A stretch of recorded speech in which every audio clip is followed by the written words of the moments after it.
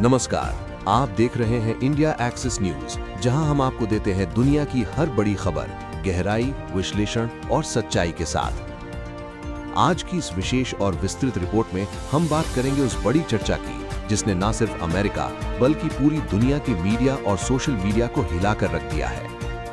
America के राष्ट्रपति Donald Trump को लेकर ऐसी अफवाहें सामने आई हैं कि उन्हें अचानक अस्पताल में भर्ती कराया गया है और व्हाइट हाउस इस बात को छुपाने की कोशिश कर रहा है।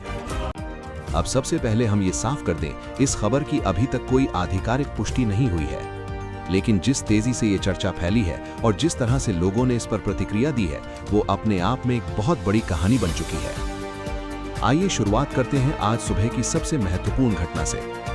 आज सुबह ठीक 11:08 पर व्हाइट हाउस ने एक लिड कॉल जारी किया।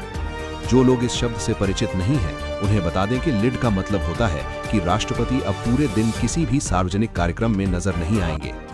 ना कोई प्रेस ब्रीफिंग होगी, ना कोई मीडिया इंटरैक्शन और ना ही कोई सार्वजनिक उपस्थिति।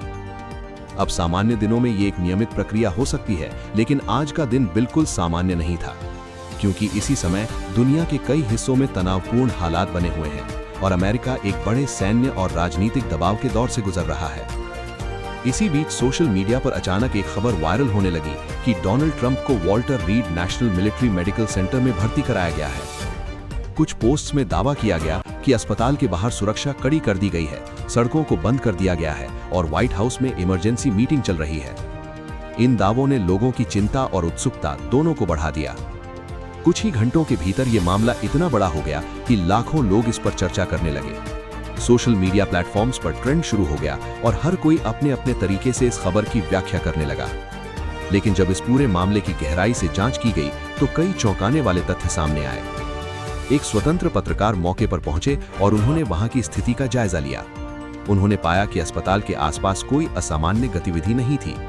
न कोई राष्ट्रपति का हेलीकॉप्टर दिखाई दिया, न ही कोई मोटरकेड। सड़कों पर भी सामान्य यातायात जारी था।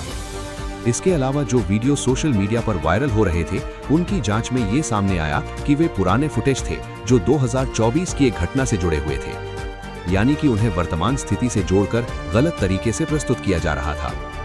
इसका सीधा मतलब ये है कि अभी तक राष्ट्रपति के अस्पताल में भर्ती होने का कोई ठोस और प्रमाणित सबूत सामने नहीं आया है। लेकिन यहाँ सबसे महत्वपूर्ण बात यह है कि आखिर इतनी छोटी सी सूचना ने इतना बड़ा रूप क्यों ले लिया। इसका जवाब है भरोसे की कमी और पारदर्शिता का अभाव।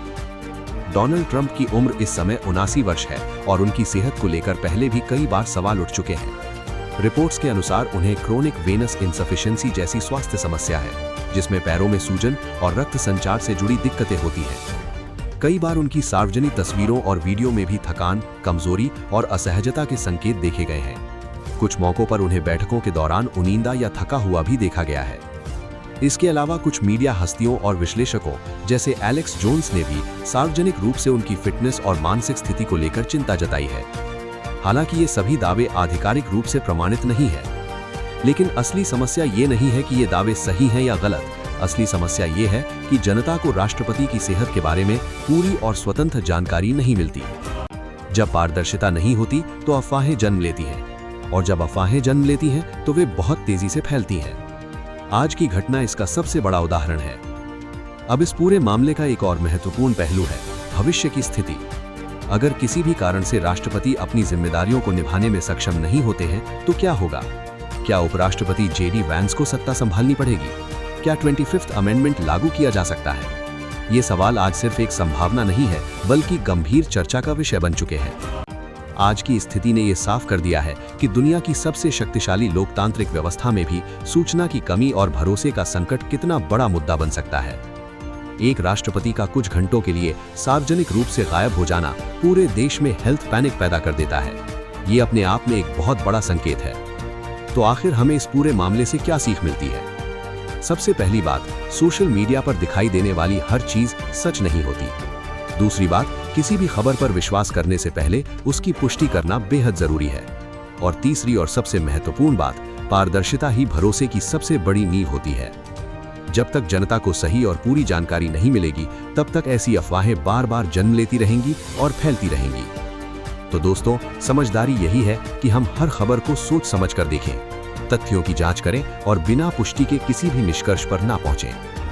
इसी के साथ मैं आपसे विदा लेता हूं। आप देखते रहिए इंडिया एक्सेस न्यूज, जहां खबरें नहीं, सच्चाई दिखाई जाती है। धन्यवाद।